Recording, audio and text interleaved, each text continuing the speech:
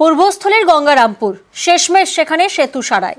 শেরশাহের আমলে লোহার পুল সারায়ে খুশি স্থানীয়রা। যে ছবি আপনাদের দেখাচ্ছে পূর্বস্থলীর গঙ্গারামপুর শেরশাহের আমলের এই লোহার পুল, আর সেটা এবার সারাই করা হচ্ছে। প্রতিনিধি নবকুমার এই মুহূর্তে আমাদের সঙ্গে রয়েছেন।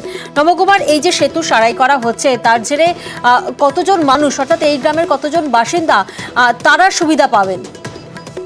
দেখো প্রিয়াঙ্কা, লোক মুখে যেটুখানি জানা গেছে শেরশাহ লোক সেতু ছিল, এটা জরাজীর্ণ সংকীর্ণ অবস্থায় ছিল।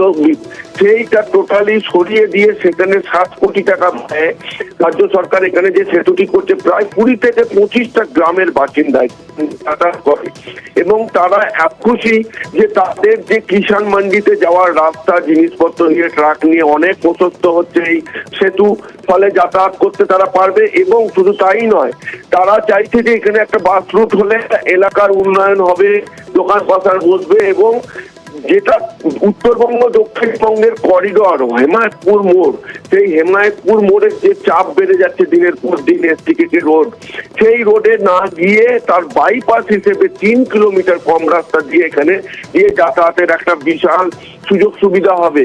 চূর্ণী নদীর খালের ওপরে যে এই ব্রিজটা ছিল, সেই ব্রিজটাকে টোটালি সেই সেতুকে সরিয়ে দিয়ে নতুন করে রাজ্য সরকার যে করছে, এলাকাবাসী ভীষণ খুশি এবং তারা চাইছে এই উন্নয়নে তাদের জীবনযাত্রা আরো উন্নতি ঘটবে, কারণ এই সেতুর জন্য তারা ভীষণ ঝুঁকিপূর্ণ যাতায়াতের মধ্যে দিয়েছিল এতদিন। প্রিয়াঙ্কা, বেশ, ব্রিজটা খুব সংকীর্ণ ছিল এবং খুব সরু ছিল।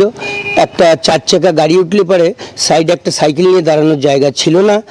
এখন যাই হোক যেভাবে করছে ভালো চওড়া হচ্ছে এবং ফুটপাথও দুধারে হবে। এই ব্রিজটা খুব ভালোভাবে তৈরি হচ্ছে, আর অসুবিধা মনে হয় ভবিষ্যতে হবে না। এই ব্রিজ হলে কি উপকার হবে? এই চাঁদপুর একটা হাসপাতাল আছে, হাসপাতালে যে সমস্ত লোক রুগী টুগি যাওয়ার ক্ষেত্রে যে জল টল ছিল এগুলোতে ঘুরে টুরে যাতে অসুবিধা হতো, তারপরে একটা রোগী নিয়ে তাড়াতাড়ি হুড়কাপড়ে যাওয়া যায়, আমাদের ভালো উপকারী হবে। এই সেতুটা শেরশাহের আমলে তৈরি। আমরা এটাকে লোহার ব্রিজ নামে খ্যাত। গঙ্গানন্দপুর বাইপাস হিসাবে এই রাস্তাটার গুরুত্ব অপরিসীম। তার কারণে মাননীয় মন্ত্রী এবং স্থানীয় বিধায়ক চেষ্টা করেছিলেন এটা যাতে সেতুটা সংস্কার হয় এবং প্রায় 7 কোটি টাকা ব্যয়ে সেতুটা নতুন করে তৈরি হচ্ছে। আমরা আশা করছি তার কারণে এলাকার মানুষের অনেক উন্নয়ন হবে। কত মাস লাগবে এটা কমপ্লিট হয়ে যেতে? এটা আরও 6 মাস লেগে যাবে সব কমপ্লিট।